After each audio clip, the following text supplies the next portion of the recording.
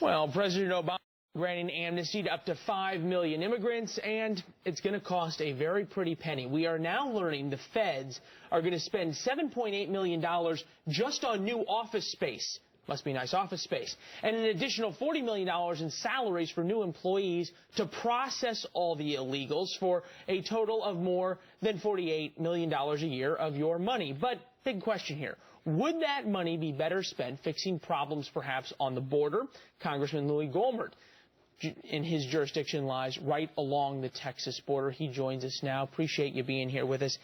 Is this $48 million the worst part of this, or is just this indicative of the problem? This is just the beginning. This is just for the salaries of the 1,000 people that are being hired in Virginia, right across the river from Washington, D.C., and the office space. Because, you know, you need nice office space. So about $8 million for office space in Virginia will do the trick. The trouble is what it's going to cost those who are employed that are going to lose their jobs, what it's going to cost in taxes that will not be paid by those who will lose their job.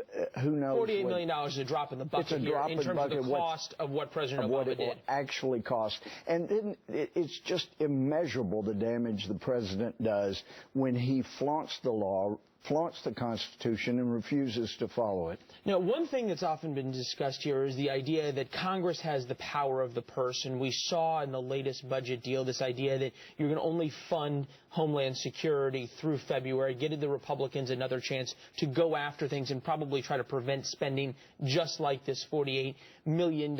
Is this the administration trying to get ahead of that and end run around the Congress? What's going on here? Well, the Congress does have the power of the purse when it chooses to use it.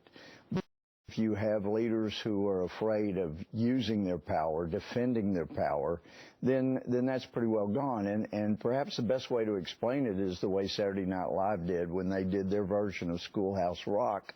It used to be that it required a bill to do the kind of things the president is doing. But now you can just do it with an executive order and then take a smoke break. Take a smoke break. You can always count on Saturday Night Live for these things. We're just a few days away from the Republicans taking over both the Senate and then obviously having a larger majority in the House. As you're heading back to Washington, what are the priorities that you guys are thinking about? What concrete legislative actions can be taken to solve some problems like this, including the one of immigration? Well, we actually passed a good bill back the end of July. The one that our Speaker originally proposed was a disaster. It was de facto amnesty. But after a few hours of some of us getting together that had read the bill, knew what needed to be done, we fixed it. And about 10 o'clock that Friday night, we passed a decent border bill. We ought to come right back with that same bill and insist that the Senate take it up and begin to push the enforcement on the border. Until we have a secure border, there is no sense talking about immigration reform. This president continues to lure people to their detriment. And for heaven's sakes, I know he's taking African-American votes for granted, but holy cow, they have over twice the unemployment rate.